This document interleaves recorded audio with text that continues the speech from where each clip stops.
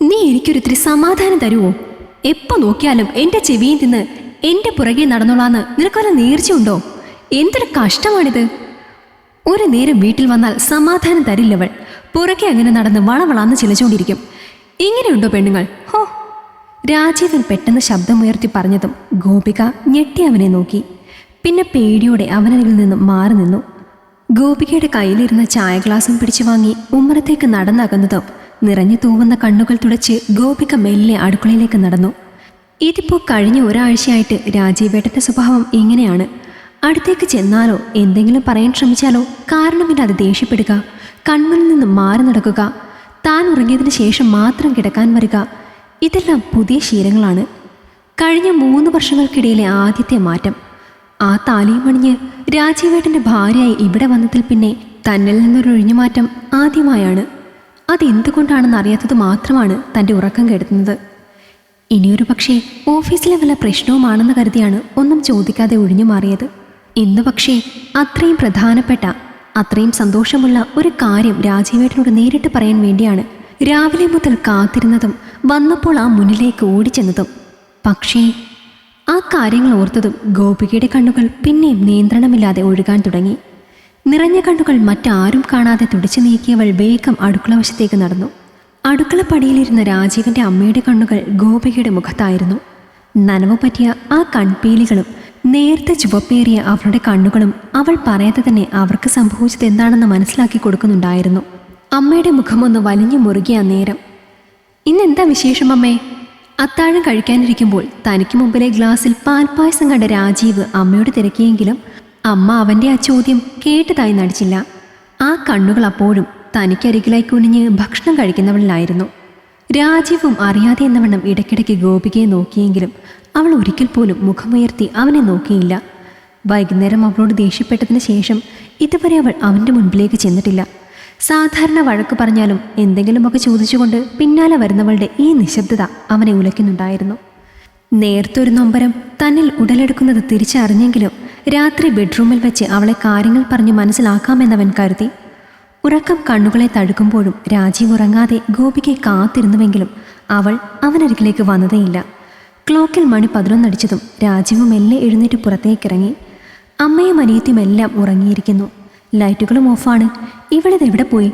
രാജീവ് ഒരു നിമിഷം ഏതോ ഓർമ്മയിൽ പതറിയെങ്കിലും വേഗം തന്നെ വീടിനുള്ളിൽ ആകെ ഒന്ന് പരതി. നോക്കുന്നിടത്തൊന്നും ഗോപിക ഇല്ല എന്നറിഞ്ഞതും അവൻ്റെ ശരീരത്തിലൂടെ ഒരു മിന്നൽ പാഞ്ഞുപോയി.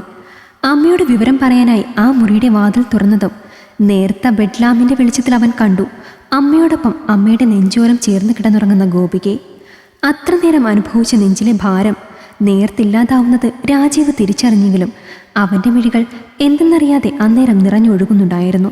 2 കൈകൊണ്ടും പൊതിഞ്ഞമ്മ അവളെ തന്നോട് ചേർത്ത് പിടിച്ചിരിക്കുന്നത് ഒരു നിമിഷം നോക്കി നിന്നതിന് ശേഷം വാതിൽ ചാരി രാജീവ് മുറിവിട്ടിറങ്ങിയതും കണ്ണടച്ചു കിടന്നിരുന്ന അമ്മ കൺ തുറന്നു. തനിച്ച് മുറിയിലെ ബെഡിൽ തിരിഞ്ഞും മറിഞ്ഞും കിടന്നെങ്കിലും രാജീവിന് ഉറങ്ങാൻ കഴിഞ്ഞില്ല. എന്നും നെഞ്ചോരം ചേർന്ന് കിടക്കുന്നവളില്ലാത്ത ശൂന്യത അവനെ വല്ലാതെ ശ്വാസം മുട്ടിക്കുന്നുണ്ടായിരുന്നു. കഴിഞ്ഞ ദിവസങ്ങളിലെല്ലാം അവൾ ഉറങ്ങിക്കഴിഞ്ഞതിന് ശേഷമാണ് മുറിയിൽ വന്നിരുന്നതെങ്കിലും പുലരുവോളം അവളെ നെഞ്ചോട് ചേർത്ത് പിടിച്ച് തന്നെയാണ് കിടന്നിരുന്നത്. ഇന്ന് താൻ പറഞ്ഞത് അല്പം കൂടിപ്പോയെന്നും അതവൾക്ക് നല്ലവണ്ണം വിഷമമായെന്നും ഓർത്തവൻ നേറി. ക്ഷമിക്കു പെണ്ണേ, എനിക്ക് എന്നെ തന്നെ നിയന്ത്രിക്കാൻ പറ്റുന്നുണ്ടായിരുന്നില്ല കുറച്ച് ദിവസങ്ങളായിട്ട്. അതിലേക്ക് നിന്നെ കൂടി കൊണ്ടുവന്ന് കൂടുതൽ വിഷമിപ്പിക്കാൻ തോന്നിയില്ലടി, ക്ഷമിക്ക് നീ. അവൻ്റെ ഉള്ളം അവനോട് പറഞ്ഞുകൊണ്ടിരുന്നു. രാവിലെ പതിവിലും വൈകിയാണ് രാജീവ് ഉണർന്നത്. ഓഫീസിൽ പോകാനുള്ള ധൃതിയോടെ പെട്ടെന്നൊരുങ്ങിയവൻ മുറിക്ക് പുറത്തേക്കിറങ്ങി.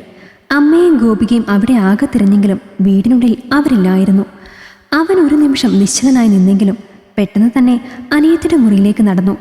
രമ്യ, രമ്യ! അവൻ്റെ ശബ്ദം കേട്ട് പുറത്തേക്ക് വന്ന രമ്യ എന്തെന്ന ഭാവത്തിൽ അവൻ്റെ മുഖത്തേക്ക് നോക്കി നിന്നതും അവനൊന്ന് പതറി. അമ്മയും ഗോപിക എവിടെ രമ്യ? അവൻ തിരക്കി. അമ്മ ഏട്ടത്തിയമ്മയെ അവരുടെ വീട്ടിൽ കൊണ്ടു ചെന്നാക്കാൻ പോയി. അവൾ കൂസൽ ഏതുമില്ലാതെ അവൻ്റെ മുഖത്ത് നോക്കി പറഞ്ഞതും അവൻ പരിഭ്രമിച്ചവളെ നോക്കി. വീട്ടിൽ കൊണ്ടുപിടിക്കുകയോ? എന്തിന്? എന്നോട് അവളൊന്നും പറഞ്ഞില്ലല്ലോ. അതെങ്ങനെ ഏട്ടാ ഏട്ടനോട് പറയുക? ഏട്ടത്തിയമ്മ മിണ്ടുന്നത് പോലും ഏട്ടന് സമാധാനക്കേടല്ലേ, സ്വൈര്യക്കേടല്ലേ? പിന്നെ എങ്ങനെയാ പറയുക? ആ പിന്നെ പോകുന്നതിന് മുൻപ് ഒരു കാര്യം കൂടി പറഞ്ഞു ഏട്ടത്തിയമ്മ. അവരെ പേടിച്ച് രാത്രി മുറിയിലേക്ക് വരാതെ ഇരിക്കേണ്ട, ഒഴിഞ്ഞു പോവാന്ന്, സന്തോഷത്തോടെ ഇരുന്നാൽ മതിയെന്ന്. രമ്യ കൂർത്ത മുള്ളുകൾ നെഞ്ചിൽ തറച്ചു കയറ്റും പോലെ ഓരോന്നായി പറഞ്ഞതും രാജീവിന്റെ മിഴികൾ നിറഞ്ഞു. ഇങ്ങനെ പറയാനും മാത്രം ഇവിടെ എന്താ മോളെ ഉണ്ടായത്? ഞാനൊന്ന് ദേഷ്യപ്പെട്ടതിനാണോ നിങ്ങളെല്ലാം ഇങ്ങനെ? അതറിയില്ല ഏട്ടാ. ചിലപ്പോ ഏട്ടത്തിയമ്മയ്ക്ക് തോന്നിക്കാണും ഏട്ടനിപ്പോ ഏട്ടത്തിയമ്മ വേണ്ട എന്ന്. പ്രത്യേകിച്ച് ഏട്ടന്റെ പ്രിയപ്പെട്ട കാമുകി തിരികെ ഏട്ടന്റെ ഓഫീസിലേക്ക് തിരികെ വന്നത് അറിഞ്ഞതു മുതൽ. രമ്യ പറഞ്ഞു നിർത്തിയതും രാജീവ് ഞെട്ടി അവളെ നോക്കി. മോളെ, നീ നീ എന്തൊക്കെയാണ് ഈ പറയുന്നത്? നീ ഇങ്ങനെയാണോ ഏട്ടനെ മനസ്സിലാക്കിയിരിക്കുന്നത്? അവൻ വേദനയോട് ചോദിച്ചു. ഞാൻ ഏട്ടനെ എങ്ങനെ മനസ്സിലാക്കിയെന്നതല്ല, ഏട്ടൻ ഏട്ടത്തിയമ്മയെ എത്ര മനസ്സിലാക്കിയെന്ന കാര്യത്തിൽ മാത്രമേ എനിക്കും അമ്മയ്ക്കും സംശയമുള്ളൂ. കഴിഞ്ഞ ഒരാഴ്ചയായി ഏട്ടൻ ഈ വീട്ടിലും ഏട്ടത്തിയമ്മയുടെ അടുത്തും കാണിച്ചു കൂട്ടുന്നതിനെല്ലാം തന്നെ ഒരൊറ്റ ഉത്തരമേ ഉള്ളൂ: വേണി, ഏട്ടൻ്റെ പഴയ ഇഷ്ടക്കാരി. മോളെ, നീ നീ ഇതെങ്ങനെ? ഞാൻ മാത്രമൊന്നുമല്ല, അമ്മയ്ക്കും ഏട്ടത്തിയമ്മയ്ക്കും എല്ലാം അറിയാം. അവൾ തിരികെ ഏട്ടൻ്റെ ഓഫീസിലെത്തിയ കാര്യം അവൾ തന്നെ വിളിച്ചു പറഞ്ഞതാ ഇങ്ങോട്ടേക്ക്. വേണി ഇങ്ങോട്ട് വിളിക്കുകയോ? എന്തേ, വിശ്വാസം വരുന്നില്ല ഏട്ടന്? സത്യം തന്നെയാണ്. എന്തുദ്ദേശം കൊണ്ടാണെങ്കിലും അവരാ കാര്യം ഇങ്ങോട്ട് വിളിച്ച് അമ്മയോട് പറഞ്ഞിരുന്നു. അമ്മ ഞങ്ങളോടും. ഏട്ടൻ്റെ ജീവിതത്തിലെ എല്ലാ കാര്യങ്ങൾക്കും ഞങ്ങൾ സാക്ഷിയല്ലേ? നിങ്ങളാരും ആ കാര്യം എന്നോട് പറഞ്ഞില്ലല്ലോ രമ്യ. എങ്ങനെ പറയൂ ഏട്ടാ? കഴിഞ്ഞ കുറച്ച് ദിവസങ്ങളായിട്ട് ഏട്ടൻ എങ്ങനെയാണ് ഇവിടെ ഉള്ളവരോട് പെരുമാറുന്നത്? ഒന്ന് ഓർത്തു നോക്കൂ. എന്തെങ്കിലും ഒന്ന് മിണ്ടാനൊരവസരം തന്നിരുന്നോ? മോളെ, നീ പറഞ്ഞത് സത്യമാണ്. അവൾ തിരികെ വന്നത് വീണ്ടും എന്നിലേക്ക് തലവേദന സൃഷ്ടിച്ചുകൊണ്ട് തന്നെയാണ്. അതെന്തായാലും പരിഹരിക്കാൻ എനിക്ക് കഴിയും. പക്ഷെ ഒരിക്കൽ എന്നെ വേണ്ടാന്ന് വെച്ച് പോയവൾ വീണ്ടും എന്നെ തേടി വന്നു എന്നറിഞ്ഞാൽ ഗോപികയ്ക്ക് അത് സങ്കടമാവില്ലേ എന്ന് ഓർത്താണ് ഞാൻ പേടിച്ചത്. നിനക്കറിയാലോ എൻ്റെ കാര്യത്തിൽ അവളുടെ സ്വഭാവം. ഏട്ടനെന്ന് വെച്ചാൽ ജീവനാണ് ഏട്ടത്തിക്ക്. പക്ഷെ മറ്റാരേക്കാളും വിശ്വാസവും ഏട്ടനെയാണ്. പ്രണയിച്ചിരുന്ന കാലത്ത് ഏട്ടനിൽ കാണാത്ത പല കുറ്റങ്ങളും പിന്നീട് കണ്ടെത്തി ഏട്ടനെ ഉപേക്ഷിച്ചു പോയവൾക്ക് വേണ്ടിയാണോ ഏട്ടൻ ഏട്ടത്തെ അവഗണിച്ചതും ദേഷ്യപ്പെട്ടതും? കഷ്ടമേട്ടാ. അങ്ങനെയല്ല മോളെ.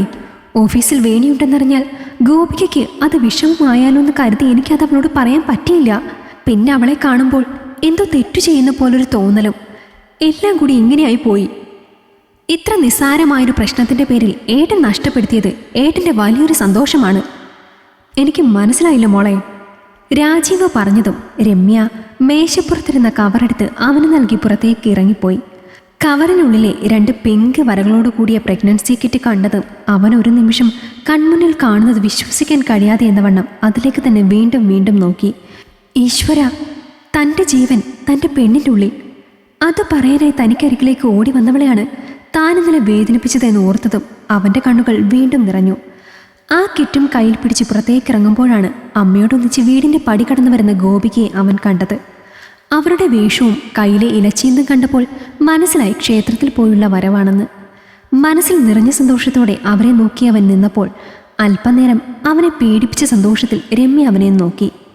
ഗോപികെ, മോളെ രാജീവിനോട് ക്ഷമിക്കടിയെന്ന് പറഞ്ഞ് രാജീവ് ഗോപികയ്ക്കരികിലേക്ക് നീങ്ങിയതും രാജീവിൻ്റെ അമ്മയുടെ കൈയൊന്ന് അവന് നേരെ ഉയർന്നു താഴ്ന്നു. അമ്മേ, ഞാൻ... അടികിട്ടിയ കവളിൽ കൈവച്ച് അവൻ എന്തോ പറയാനായി വാ തുറന്നു. മിണ്ടരുത് രാജീവ, നീ. അവൾ നിന്നോട് ക്ഷമിക്കില്ല.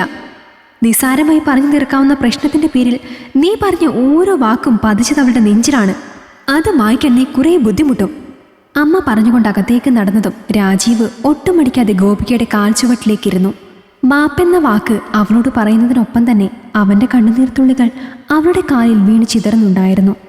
ഒരു നേർത്ത തേങ്ങലോടെ അവൻ അരികിലേക്ക് മുട്ടുകുത്തിയിരുന്ന് ആ നെഞ്ചോരം ഗോപിക ചേരുമ്പോൾ രാജീവ് തിരിച്ചറിയുന്നുണ്ടായിരുന്നു, പരസ്പരം തുറന്നു പറഞ്ഞാൽ പരിഹരിക്കാവുന്ന പ്രശ്നങ്ങൾ മനസ്സിലിട്ട് നീട്ടി എത്ര പെട്ടെന്നാണ് ഓരോ ബന്ധങ്ങളിലും നമ്മൾ വിള്ളൽ തീർക്കുന്നതെന്ന്. തൻ്റെ തെറ്റ് തിരിച്ചറിഞ്ഞവൻ അവളെ തന്നിലേക്ക് കൂടുതൽ ചേർത്ത് പിടിച്ചു. ഇനി ഒരിക്കലും വേദനിപ്പിക്കില്ല എന്ന് ഉറപ്പോടെ. ഈ കഥ നിങ്ങൾക്കിഷ്ടമായെങ്കിൽ ലൈക്ക് ചെയ്യൂ. നിങ്ങളുടെ അഭിപ്രായങ്ങൾ കമന്റായി രേഖപ്പെടുത്തൂ. കൂടുതൽ കഥകൾ കേൾക്കാൻ ഈ ചാനൽ സബ്സ്ക്രൈബ് ചെയ്യൂ.